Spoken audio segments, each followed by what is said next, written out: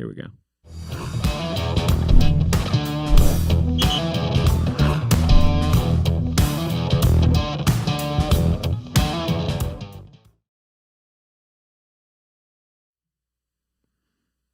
What's up, everyone? Sorry for the technical difficulties. We got a lot of stuff to cover today, so let's get started. Thank you to all my regulars for showing up. It's always good to see you. I want to give a special shout out to the 2 people that did the homework this week. Normally I get a lot of participants, but I think maybe because I asked you guys to do something that was would possibly require a video, I had only 2. So next homework I'm going to expect more of you guys. But they killed it, and I'll show you guys. Yeah, if you guys send them late, I'll still check them out. And obviously, you can drop them in the link of the last video. But just for those who didn't know, the homework assignment was to find a sound that you're not going to find on a drum kit that you could possibly integrate. So because I got 2, I'm going to put those submissions on here and then also show you 2 that I found from some stuff that I had done in the past. For those who are just coming on, today's lesson is going to be about recognizing your advantages. And I think this is a really important lesson because it applies to everybody. I've been through a lot of phases of my career where I was practicing in my room for hours and I didn't know how to get out or what to do. And then phases where I was so busy I didn't have time to drum the way I used to. And through all of this, I had to find ways to continuously push myself and not just get stuck. And I think this applies to people that want to be professionals. I think this also applies to people that are just trying to get good as a hobby. And obviously this can go beyond drumming. I mean, this is something that you can use at any aspect of your career. So we've got a lot of quotes, a lot of videos, a lot of stuff. And so we're going to get started. But right before we kick into the lesson, as always, I want to ask you a question that you haven't been asked before. I did not, side note, did not eat food this morning. I forgot to because I was getting over here. So keep me engaged so I just don't forget about the fact. I'm trying to forget about the fact that I'm hungry right now. So as I do this, feel free to put questions in the question section. Feel free to write questions in the chat. Let's just keep talking so I don't think about the food till after this lesson. But first question that we're going to do, because I always start these with creative questions, is if you could replace the act of dancing. I just asked this on my Instagram, actually. If you could replace the act of dancing with any other physical activity, and that's the response people do when they hear live music, what would it be? So, like, for example, people would just start wrestling when music played. I just want to see what you guys would come up with, and then we'll start getting into this lesson. And again, we got a lot of stuff to go through. And then for those who are wondering, in a couple weeks, I'm going to do a live night versus playthrough. High-fiving, just nonstop high-fiving. Everyone starts bobbing their heads and standing still, just like all in unison.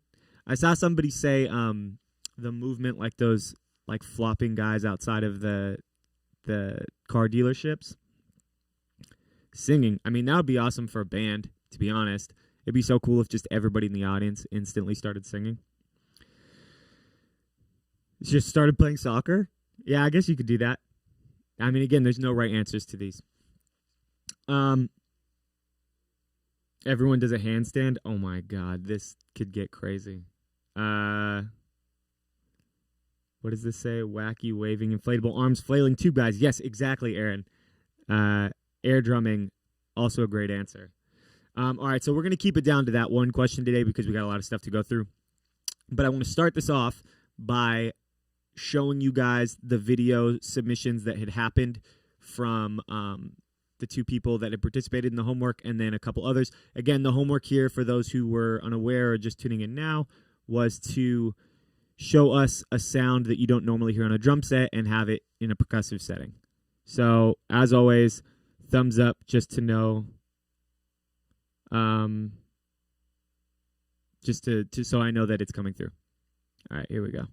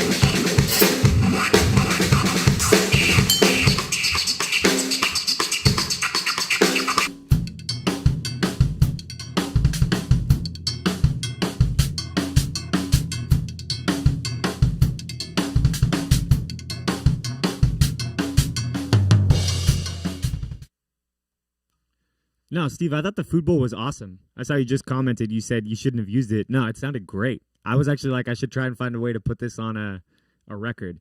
I just put the last two of myself in because there wasn't enough submissions to put on here, so I figured I would show you guys some options. But in general, I just wanted to say thank you for the people that did the homework, and it's not too late. The thing that I was tapping, for those who wonder, that sounds kind of like a DJ like scratching sound, was a chaos pad.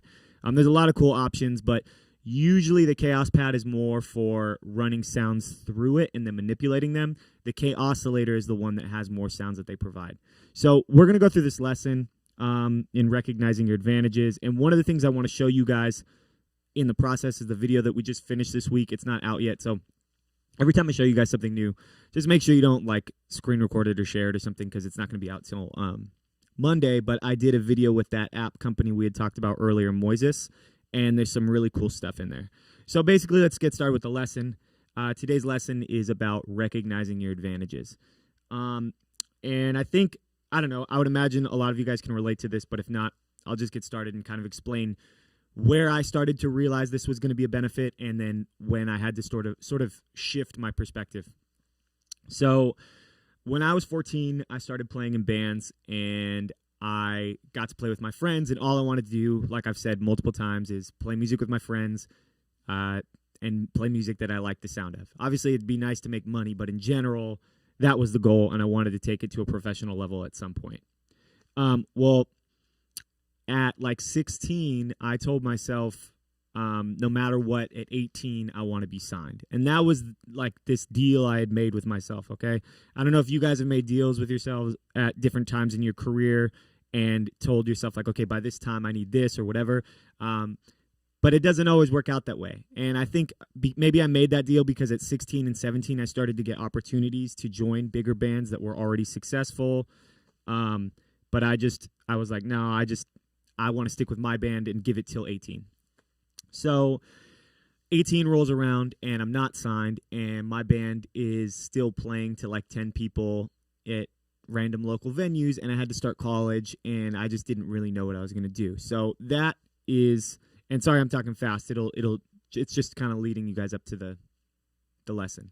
But basically at that point I was like, all right, well, I got to figure out something. I don't know what I can do. And that's when I started to enter the drum off. So, oh yeah, just so you guys know, pay attention to what Scotty just said. You can put questions in the questions tab, and I can get to these at the end of the discussion. I know normally we do this in the chat, so you can still do that as long as, and I'll do my best to see it. But if, let's say, you put a question and it goes by too quick, then put it in the question section after, and I'll try and get to it. But basically, I told myself 18, and it didn't happen. I wasn't signed. I wasn't touring. And so I had to go to college, and I'm sitting here going, all right, what am I supposed to do to further my career? Because I want to do this, but now there's not those bands asking me to join, and I still want to play with my friends, and I want to be a professional musician, and I don't know what to do. So that's about the time that I had first heard of the 10,000 hour rule. Some of you guys may know about that. It was first really addressed in Malcolm Gladwell's book, Outliers. I saw an article about Kobe Bryant, and so I was like, okay, well, I guess I can just start practicing 5 hours a day. So I was practicing 5 hours a day, and I was trying to figure out how to get to that next step, and I just didn't know what to do. I started doing the drum off because I thought, okay, well, at very least, I can see where other drummers are at. And I ended up doing 5 years of the drum off, and I didn't even get to the finals till the last year. So it was just like working, going through school, trying to figure it out. And at the time, I was doing work part-time and school full-time, and I was practicing 5 hours a day. And I remember, this is where the perspective thing really started to come into play for me. Maybe you guys have had an experience like this, maybe you haven't. But I remember seeing my friend's band that we'd grown up with, and they started to tour Europe at this time. And I started to get jealous. I mean, not that I would do anything bad to them or like think anything bad of them. I was just like, damn, that's what I want to be doing. Like, I probably practice more than this guy. I could probably play a little bit better than him at the time. I don't know now, but at the time, that's what I thought. And I'm like, why does he get to do this as a drummer and I don't? And it was our friend's band, Let Live. There's nothing wrong with, he was an amazing drummer, actually, to be honest.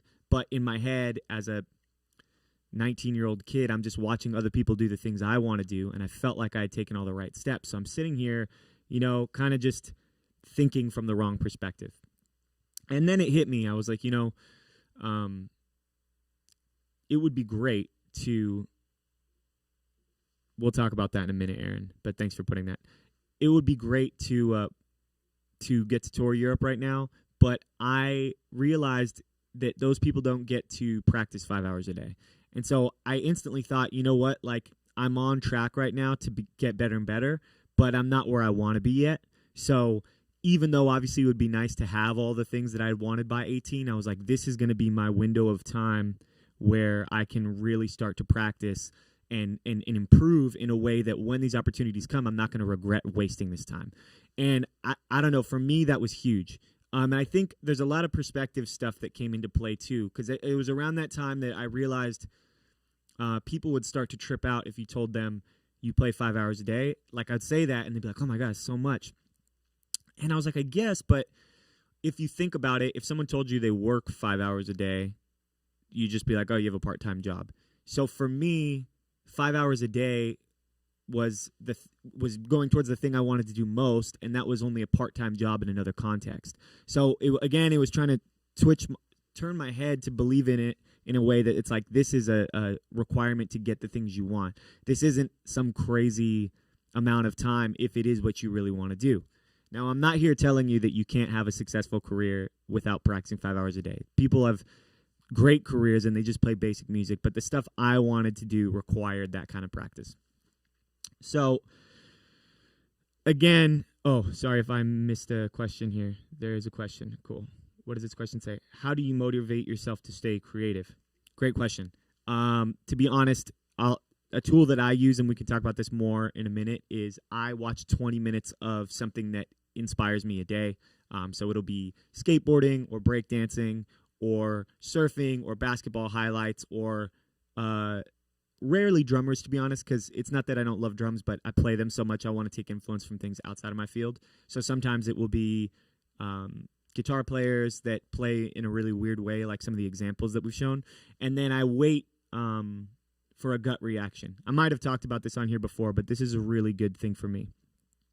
I wait for a gut reaction. So I don't know if you guys have ever watched like a sport or a highlight video, or maybe you're into dance. I grew up around a lot of dancers, and like you see something and you instantly go like, oh my God, like that was amazing. Like it can sometimes be as simple as like a facial expression when doing a maneuver, or it can be like this crazy move, or it can just be like a heavy moment in a film that really hits you.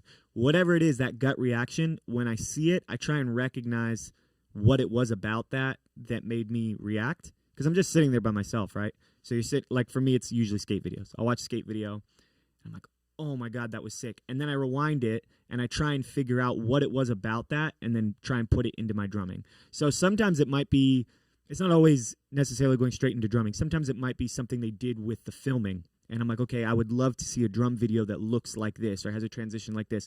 Other times it's like a physical motion. And then sometimes it's something that I heard in a guitar player's approach that I'm like, this could be applied to drums. So that's kind of my process. I see somebody said a knockout in MMA. Yeah, you guys could probably name some great things that kind of get you that reaction. And so for me, I go through stuff that inspires me, and I try and find that, especially like first 20 minutes before I practice, because you'll forget, like I watch so many drummers. We'll get back on topic, I promise, but I watch so many drummers that play as efficient as possible. And there's nothing wrong with that, okay? Especially when you're trying to record or anything else. If you're performing and giving as minimal physical effort as possible and you're achieving the goal, that's great. But for me, if I'm going to perform, I want to or watch someone perform, I want to feel something. And there's not that many drummers that are really, really good at what they do and also fully throw every part of their body. But if you pick another field, like if you're looking at skateboarders or basketball highlights or any of the other things I named, you see people achieving this just in a different field, and it reminds you how much further you can take it because it's a different context. So that's what I do to stay inspired, and we'll talk about how that's an advantage nowadays. So anyways, back to this lesson. So I'm basically working and working and working. And I'm trying to figure out, sorry, I'm trying to make sure I know exactly where I am in this lesson. I'm trying to figure out how to get to that next step. And I had a really bad habit where I wasn't practicing to a click when I was young. Just, was playing in punk bands. Nobody ever told me to. And I did a recording in my freshman year of high school. And I remember, I mean, not freshman year of high school, freshman year of college. And I remember I had such a hard time staying onto a click. So think about that right now. Like I'm 31. I'm going to be 32 soon. I was 18 and I hadn't practiced to a click. I'd only played along to songs, and that does help. But I mean, there's so many people now that are way ahead as far as having good time. For me, that was something I had to get over, like pretty far into. I'd already been drumming for like 7 years at that point. So I would go home between all of my classes in college, and I'd practice to a click for hours and hours and hours because I knew that was the thing that I was really bad at the time, and that was something I was going to have to accomplish. So again, I was trying to take advantage, like this lesson is, of being home, because I wanted to be on tour, but if I was on tour, it probably would have been way harder for me to develop that type of timekeeping. So anyways, working, and long story short, I get to 2012. I started college in 2008, 2007, 2008. Graduated 2012, and the year I graduated, I got to the finals in the drum-off. So that's 5 years of losing. Finally got to the finals, and then got in a professional band that got signed and started touring. So all of this good stuff had happened through 5 years of me trying as hard as I could to make those things happen. But in that time, I was practicing every day, thinking like, all right, I need to be prepared. I need to be ready for this.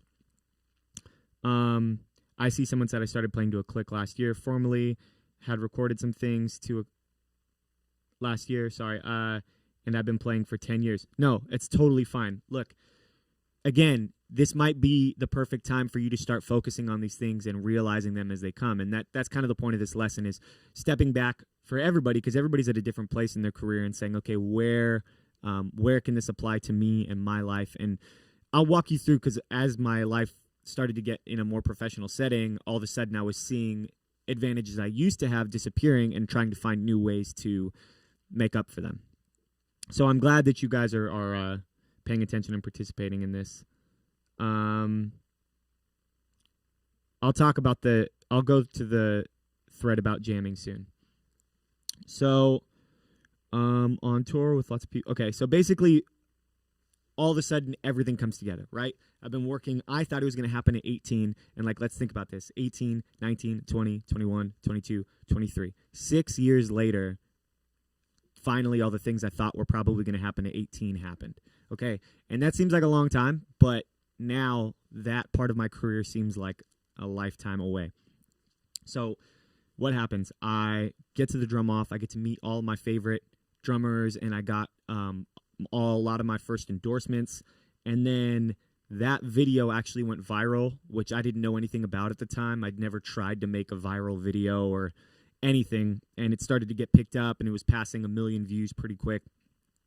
And then I got a tour where I was filling in for that band. Remember the band I told you guys that I was jealous of at the beginning for going to Europe? They were called Let Live, and they gave me the opportunity to fill in because they had been in between drummers at the time. And I got to fill in going to Australia, which was the one place I'd always wanted to visit since I was a kid, opening for my favorite band, Deftones. So it was like all of a sudden all of these things came together within a 6 to 9 month period, and it was crazy. And even in Australia, I remember Let Live had offered me the position to stay, and their record label was like, yeah, we'd love to have you like as a permanent drummer. And I just remember I was looking at Deftones side stage, and it was like one of my favorite songs they were playing, and it was like one of the best shows I've ever gotten to play up to that point. And I had to remind myself, like, this is just one day, or one trip. It's not always like this, like, don't lose your head in the moment, still stay focused, because things change. And so because I loved writing with Nick and Riley and my band Night Versus, who I'm still playing with, I passed on the opportunity, and I was like, I got to figure this out for myself in the context that I want. So I went home, and after all of those great things happened, I was now full-time touring in front of 20 people a night. So here, I'm going to make sure I didn't miss anything while I was talking about this. So yeah, basically all these things that I thought, okay, I'm working so hard, they did start really great, and then all of a sudden I was broke. I was still working at the YMCA when I'd come home because I was making money on tour, and I was touring full-time. The shows were great. The band was cool. Like, we were friends, but we were in a van, so like you'd fight a lot because you'd have to go through, 12-hour drives in the snow and sleep in a Walmart parking lot. So obviously just stuff happens. It's a very good time to, I guess, build character, as they would say. And so all of a sudden I've got the things that I wanted, and it's just as uncomfortable as it was before. Again, it's a step closer, and I try to remind myself of that. But I'm like, okay, well, how do I take advantage of this now? So think about it. What we just talked about. Now all my practice time is gone. And I noticed on tour, some of you guys may have toured. For those of you who haven't, I'm going to fill you in on this. A lot of people in rock that get on tour, that was the final goal for them. So they get on tour and they get real comfortable and they just want to stay on tour because it can kind of be like summer camp. As long as you got a place to sleep and food, which we honestly didn't at the time, but if you can get to that point, then I think it's really easy for a lot of guys to just do that and not have a backup plan or know what's going to happen. Abe is a massive drummer, by the way. I'm glad that somebody here appreciates Abe's drumming in Deftones. But so I was like, all right, well, I got to figure out what my advantages are now. And this is my point, because I had to have a huge shift in perspective. And so I was like, okay, well, what can I do now that I couldn't before? Because I don't want to be one of these guys on tour in the same place 20 years from now, and I never got any better at my instrument. And I didn't know what I could control. So I was like, okay, what's one thing? I'm traveling, right? So maybe I'll try and come up with a video that would have to do with all of this traveling, because so far the most successful thing in my career had been the drum off video, and I was like, that performed well on the internet, so maybe I'll do another one of these. And so I'll show you the one I made. This will come up in a second. But the other thing I realized is that you can make contacts because you're meeting a lot of people. So again, to keep you guys kind of like up to date, so far I've been trying to tour, finally start touring, and now I'm in front of 20 people with no money, and it's not exactly what I thought it would be. So I look at my advantages now that I can't practice, and now my new advantages are, again, I'm traveling, seeing new places, and I am meeting new people. So here's the first video I made. It was called Drum Around the World. I played Balboa the other day. I actually wrote the electronic part for that song for this long before that album, the Last Night Versus album, came out. And Drum Around the World basically was a very, very poorly edited video I did on a cell phone. I'm going to show you that version. And then what happened was, once it was finished, it did fairly well, so I pitched it to GoPro, and then GoPro paid me to do a second one. So you're going to see them back to back in the difference, and it's a little embarrassing to show you guys how bad the editing was, and it was on a cell phone. But I want you guys to see, an honest look at the process of what it took for me to figure out what I was doing. So as always, thumbs up, and then we'll continue the lesson. Just thumbs up so I know it comes through.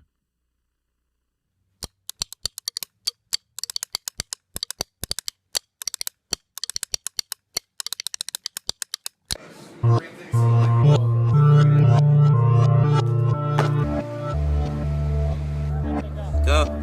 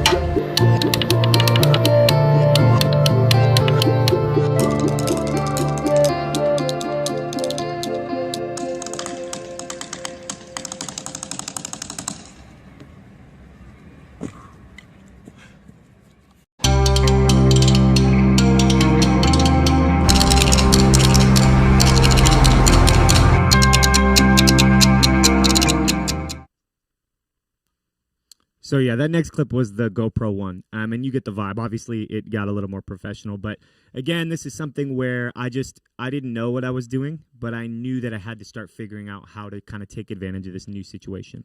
So another thing that was huge for me is making contacts, and I showed you guys a while ago the drum chain, which was the video where I had all these different drummers play a section.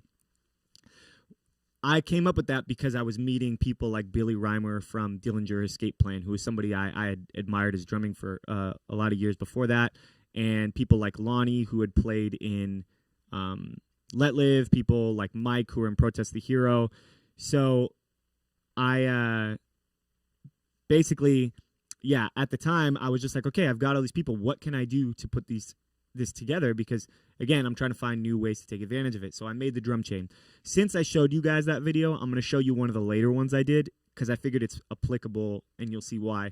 I did a series with 15 drummers that I had met through my career that was inspired. We did the drum chain first and then this, and it was everybody trying to interpret a phrase.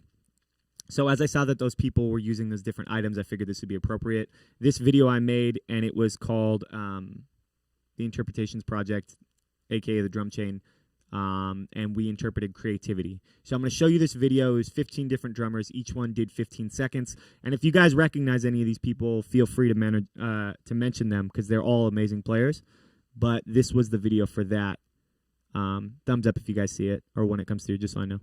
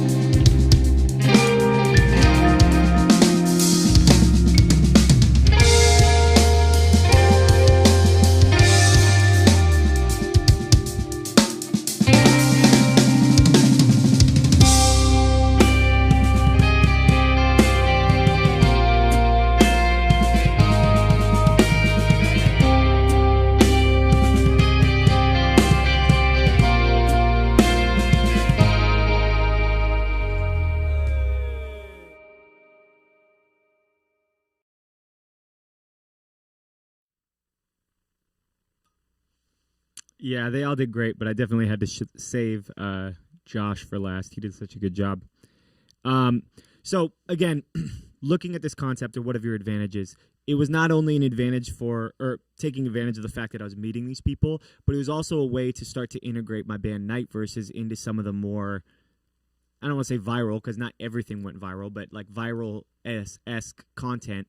So I had Night Verses right to all the music. And again, shout out to Nick and Riley. You guys have no idea what it's like to get maybe some of you do, but for this, it was like getting a long video of amazing drummers that did not write for each other, and poor Nick and Riley had to come up with stuff that fit all of the stuff they're playing. So Nick and Riley did an amazing job and tied together all of the videos.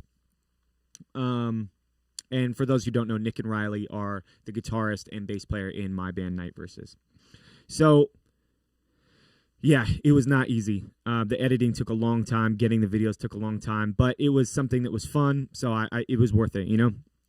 And so now I'm at this point where I'm realizing that touring is only doing so much for me. This is before Fever, so I was still in Night Verses, and the online stuff was doing pretty well. I mean, the first drum chain got picked up on a lot of different websites, and when I did the backflip for GoPro, that it got picked up, and the drum off was still going up higher and higher.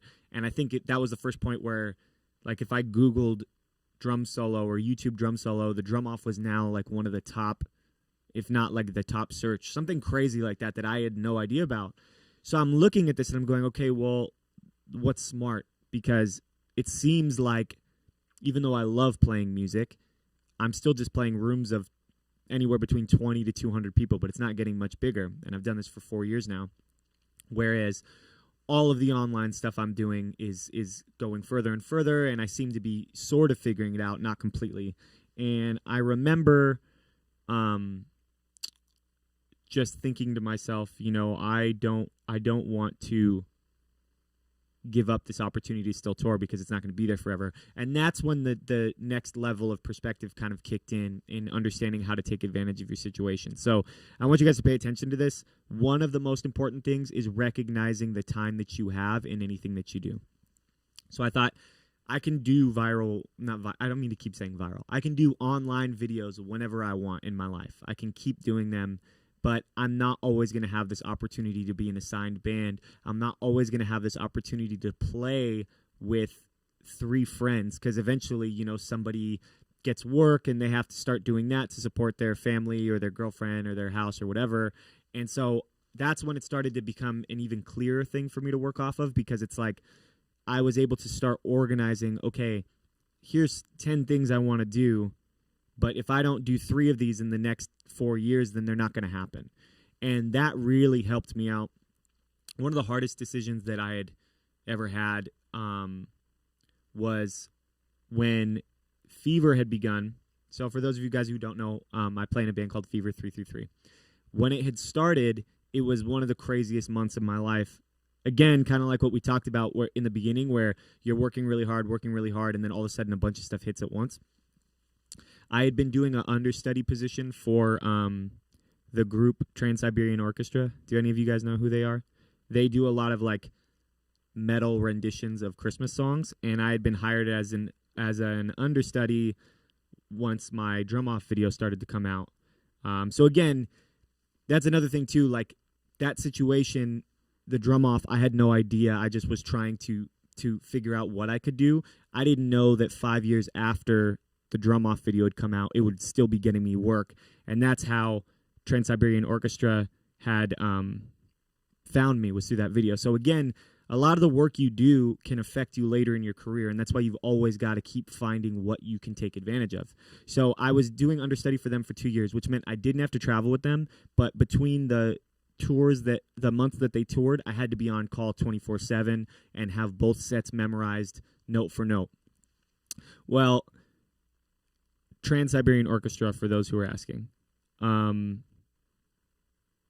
So basically, I had this 1 month where I was supposed to audition for them to possibly do a full-time gig, and I'd sent a video in, and they wrote me and said, hey, we want you to do this full-time. That same month, my really good friend Jesse, who was blowing up with his new band Foreign Air, and you guys have probably heard Foreign Air songs in like Nike commercials or Netflix shows and didn't even realize it. He had reached out to me and asked, "Hey, do you want to be part of our writing team and part of our band, and we'll like work on all these productions together and whatever." At the same month, I don't know if you guys know them, but there's a band called Mute Math, and they had just parted ways with their drummer Darren, and Paul had reached out and was like, "Hey, if you want, we'd love to have you come out and audition." I had met Paul through the drum off. Again, something I had no idea would affect me 5 years later. He and Darren happened to be performing at the drum off the same day that I was, so they had seen me perform, and he reached out all those years later when Darren had split, and he was like, "Hey, if you want, I'm sure you'd be fine, but we'd love to have you try out for this next tour." And we had kept a little in contact, but for the most part, it was a pretty big surprise. And at that same month, I'd gotten the opportunity to play in front of Travis Barker and John Feldman for Fever. And so it was all 4 things at once. And I was like, what do I do here? And I still have night verses. So I had to think about what I just said about considering the time you have. And I was like, as much as I want to do all these other things, Fever is my opportunity to do my original goal, which is be in a band where I have say in the writing, where I'm like a key member. And I've always wanted to be in a band that gets to perform festivals and climb stages and do wild stuff live. And they were those guys. For me, like, I've never seen any group of my friends playing music that performed like they did. And that's always been a goal of mine ever since I got really into at the drive-in. I saw how they played. I was like, this is what I want to do on stage. I want to just let go and yell and climb stuff and whatever, and Fever was going to be that band. And so I just thought, all these other opportunities, as great as they are, something like this could happen in the future, but this is my only chance to do something like Fever. And so, again, Fever probably wasn't the most financially safe decision, but it was the thing that I wanted to do based off the time I had. By the way, David Hutchinson killed it. I actually ended up meeting up with them when they came through to town, Mute Math. I saw somebody wrote their drummer, and he was amazing. So it's interesting because, again, a lot of the things that you do in the past or in your past can affect your future in a positive way. And we've got some quotes that we're going to look at, but I want you guys to think about this real quick. I Googled a list because I'd heard about this with Jimi Hendrix. I would imagine a lot of you guys know who Jimi Hendrix is. If not, you should do your research on that one. Come on. Jimi Hendrix actually played backup for Little Richard, B.B. King, Sam Cooke, and the Isley Brothers before he was ever doing a solo career where he became the famous Jimi Hendrix. So then I looked up a list because I had seen that in a documentary, and it turns out that the Eagles, do I have some Eagles fans over here? The Eagles backed up Linda Ronstadt. Sheryl Crow backed up Michael Jackson, Stevie Wonder, and Don Henley. The band backed up Ronnie Hawkins and Bob Dylan. Whitney Houston backed up Chaka Khan.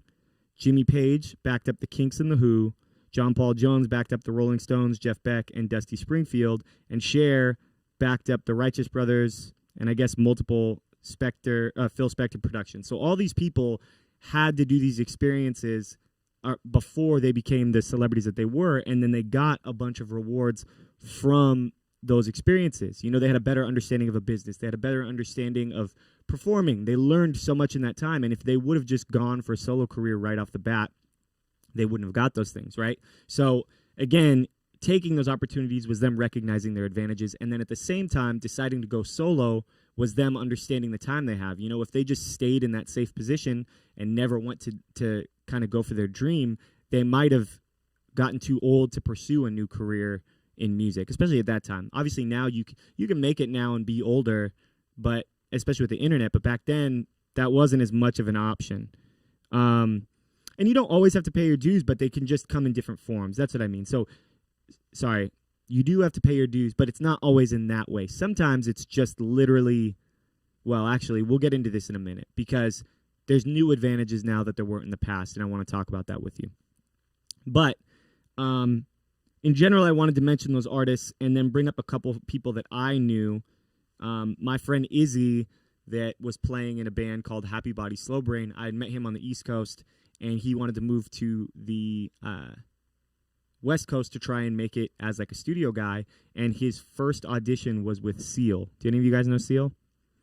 And Izzy actually didn't learn how to play piano at all, but he was a great guitar player and he could program drums. And at the time, it just so happened that Seal wanted to do a set that was just program drums and program music and guitar and him. And he asked Izzy if he could play Kiss by a Rose, and Izzy didn't know how to play piano, but he's like, I made up a guitar version when I was a kid, and so it's kind of like the stars aligned, and it worked out, and that was his first gig out here, and he's been doing amazing ever since.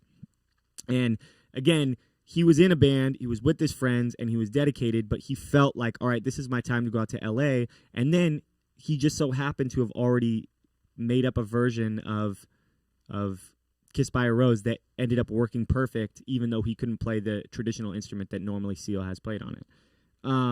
Another person that was actually featured in that video is Elmo. I don't know if you guys know this, but there's an app called Jamcard, and it's like an invite-only, basically, version of LinkedIn that's for musicians. And Elmo was an amazing drummer. He toured with everybody from Juliette Lewis to Miley Cyrus, and he was often around in LA. He was one of the first people to start booking Skrillex. One of Night Versus' first shows was at a venue that Elmo booked, and we had to walk past Skrillex to load our equipment, and Skrillex was literally DJing in front of like 4 people at the time. And I think like 2 years later, maybe a year later, he blew up. So Elmo, again, as we're talking about recognizing your advantages, amazing musician, but ultimately his best skill was communicating and connecting people. So he did touring, he got his experience, he got his time in, and when he started to get into his like mid-30s, he decided, I want to start pursuing this part of it because I see a problem that needs to be solved. And he lives in LA and he had the contact, so he made Jamcard, and now Jamcard is literally like constantly partnering with the Grammys. They're working with different artists, they're connecting people, and it literally is like the LinkedIn of musicians. So again, when you're talking about recognizing your advantages, sometimes it's about looking at yourself and saying, okay, what do I have as a skill set outside of this that I can bring to this field or this instrument? It's not always about how well you play your instrument. It can also be what you can add to the instrument.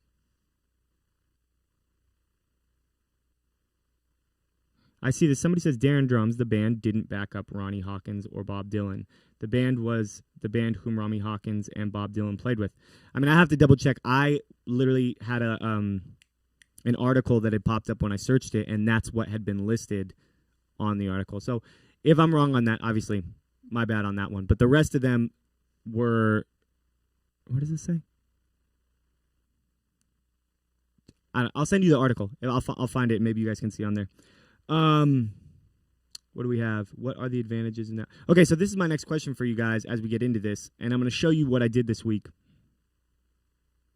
I want you guys to see this. Basically, what I want you to ask you as I play this video is think about what the advantages are that you have.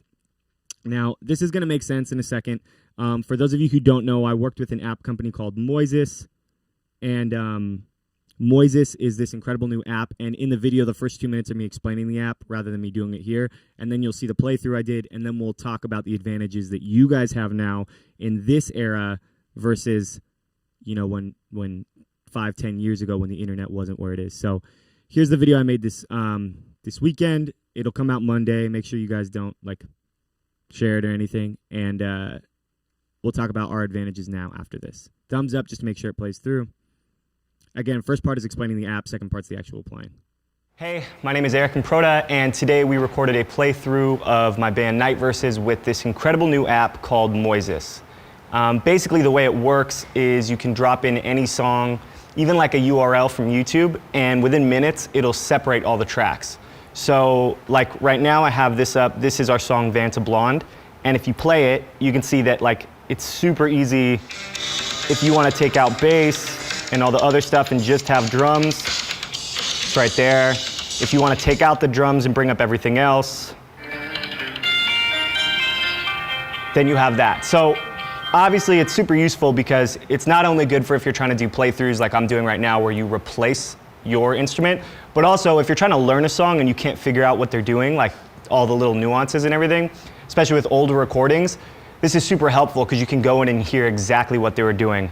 Another cool feature on this is the tempo change. So it's crazy because you can play a song and you can slow it down or speed it up and the pitch will stay the same.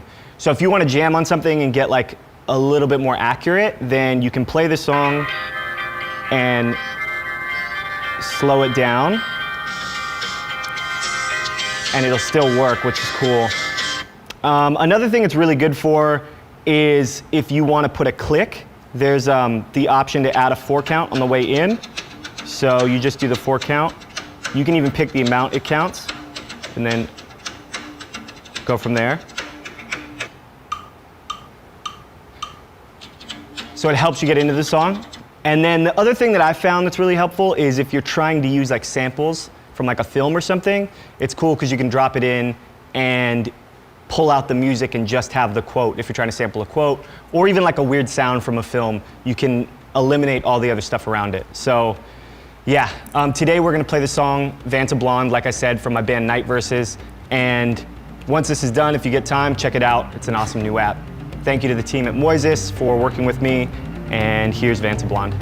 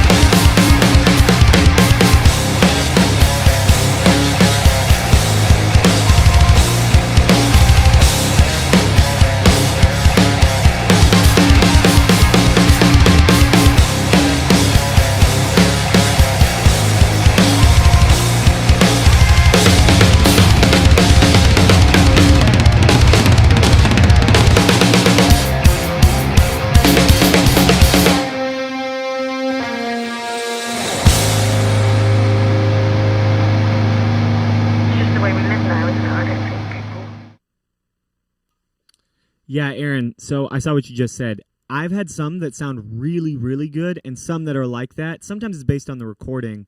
For those who don't know, Aaron said when I removed the drums, it sounded like underwater. You've got to go through it and see what songs, but they're also constantly updating their algorithm. So I guess it's getting better and better. But the crazy thing about it too, I don't know if you guys have done this, but basically it you can also drop in URLs and get like a live jam.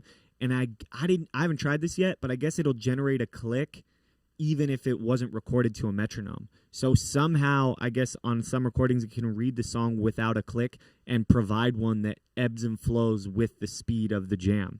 So you could like potentially pull in like a Grateful Dead jam and remove the drums and play along to like a live jam and have a click generated. I haven't tried that one yet.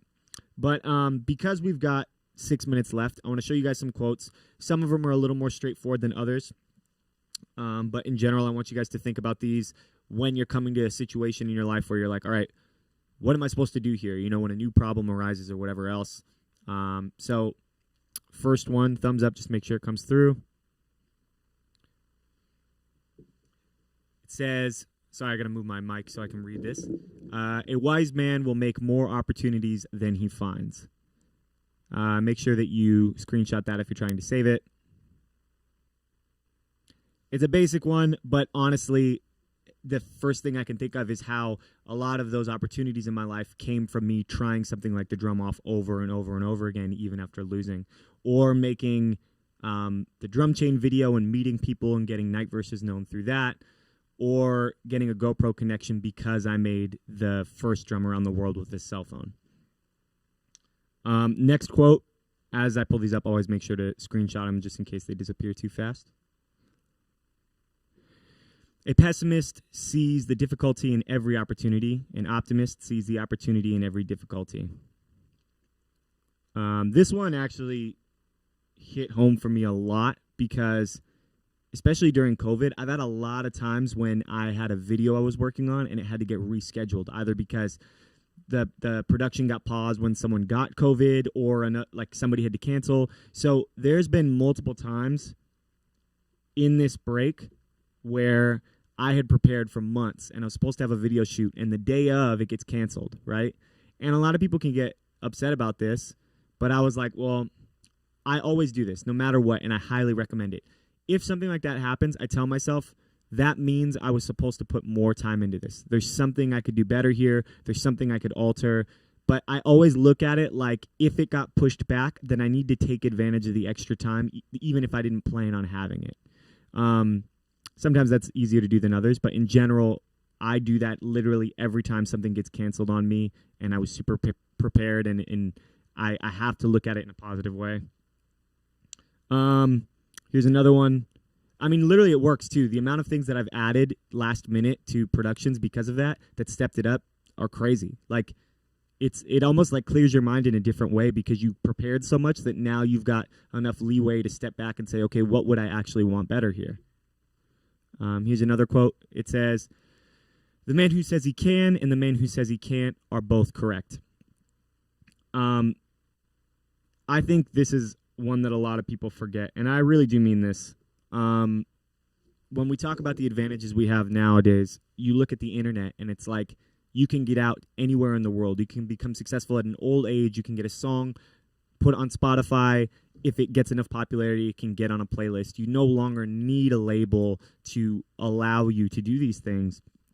You have an app like I just showed you with Moises where you can learn any drum part if you isolate it. You can also cover songs. I think one of the most effective ways to get noticed by a specific group is if you do a cover and you do an amazing job with your instrument. And I've seen people like Bjork.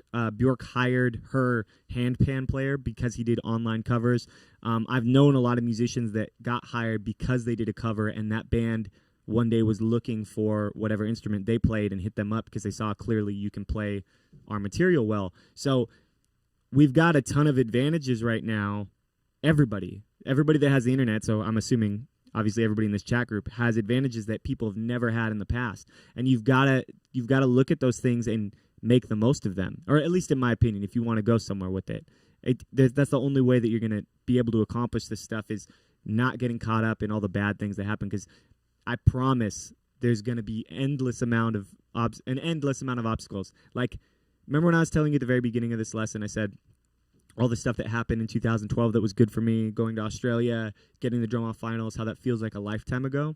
Well, up to that point, I'd had at least 30 major disappointments in my career where, like, we met up with the label and they seemed super optimistic and they wanted to sign us, and then we still don't know why they just stopped talking to us. We have no idea.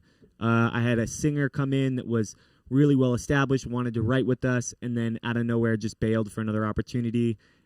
Before we put out any songs. Like, this type of problem happened at least 30 times where I really thought my career was going to change for the better, and then it just didn't work out before 2012. And since then, I'm a little more, I have enough leverage now with things that I've done to deal with it better, but since then, at least 60 things have happened like that, where somebody presented an opportunity and it didn't work out the way I hoped, and then we had to turn it into something else.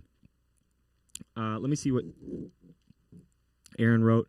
We had an interesting discussion in education class about that Churchill quote, because some students, when it comes to the harsh truths, wait, what does this say? Because some students, when it comes to harsh truths, some get inspired to do better, some don't. Some kids only hear the bad, some kids fear the positive. Sorry, my screen is really small right now. some kids hear the positivity behind the words. Right, and to be honest, I'm just telling you, I've tried both, and the only one that ever worked out for me was looking at the positive side of it, honestly. There's a famous quote that basically says, luck favors the prepared, and I think that's a pretty good sum up of what we talked about in the beginning of this, which is that when you have the time to prepare, then all these things can come together for you. Man, we are already out of time. That went really fast. I'm going to look at the question. Oh, we have 2 questions, so I'll try and get these. Ryan Neal says, any tips on finding a place to jam? I don't really know people in my area, so don't have a place to play. Jam spaces are too expensive in my area, sadly. You live in an apartment. Okay. If you live in an apartment, electronic drums might be an option. I tried that. I hit hard, so it was kind of difficult, especially because I wasn't on a bottom floor. But I have a lot of friends that have a similar situation, and they'll go to kind of remote places. Like, I have some friends that live near Venice Beach, and they go just on the hillside, and they'll bring like a 3-piece kit and practice, and they'll be on the side of a freeway where there's so much noise that no one's hearing it. You didn't put exactly where you live, so obviously I can't say if you could do that, but that's the options that I've seen my friends pull off. As far as finding people to jam, that's a tough one. I mean, I feel like online, maybe you can find forums from one of your favorite bands or even ask on Drumeo. But if not, the cool thing is you can have an app like Moises. I don't mean to be such a, like, I'm not trying to advertise them so much, but it just is applicable right now, where you can go find different jams and pull out the drums and start doing that. And then as you maybe meet people in these forum communities that have similar interests, you've kind of like prepared to be ready to do that. Because I would imagine it's not easy to just jam with somebody the first time if you've never done it before. And I see another one that says, do you have any of your custom drum heads in 8-inch or smaller? I don't. But actually, I'm glad you asked that. I'm going to show you guys something that nobody has seen yet. This is the new drum head that I designed with Remo that's not out. And again, when we're talking about taking advantage or recognizing your advantages, it was something where I didn't know what I was going to do with drawing. I just did it for fun, and then I ended up being able to approach Remo about it. So before I go, I'll show you guys this. This is the new drum head that we are going to put out. I'm just testing it out to make sure it's durable and sounds good. But we did it on flat black based on like an Emperor X, so it's super tough. Like it should be able to handle a lot. It sounds great so far, and yeah, I don't know, I'm stoked. They did a really good job. So it should be for out, I think later this year, we'll see. But I've got to go. I'm already going overtime. Thank you to everybody. I'm gonna have some like actual playing homework for you guys next week. So if you guys can, just remember next week to either be ready to screenshot, or you can even have sticks ready, but we're going to go on a couple rudiment ideas that I'm going to show you later how to practice and use in your playing, and it'll kind of help us translate some of this creativity discussion into more direct playing. All right. Thank you, everybody. Thank you to Drumeo. Thanks for hanging with me late. I know we had like a weird technical difficulty at the beginning, but I think we're all good now. And as always, thank you to my regulars, and especially those who submitted those videos. That was awesome. Take care.